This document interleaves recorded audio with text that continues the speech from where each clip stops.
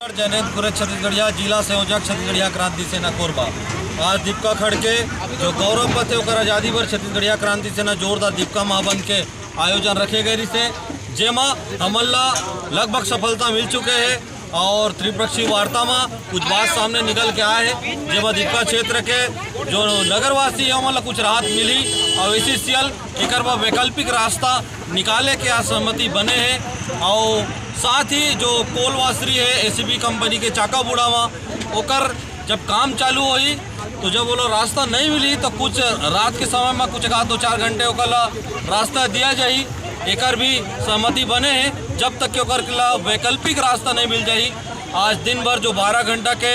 समय निकाल के तपस्या करीन हमारे संगठन के जो पदाधिकारी है वो लगातार आज 10-15 दिन से जो ये आंदोलन खड़ा करे पर दीपका क्षेत्र के सेनानी मन दीदी बहनी मन लगे रहे हैं और आज जिला से और जिला के बाहर से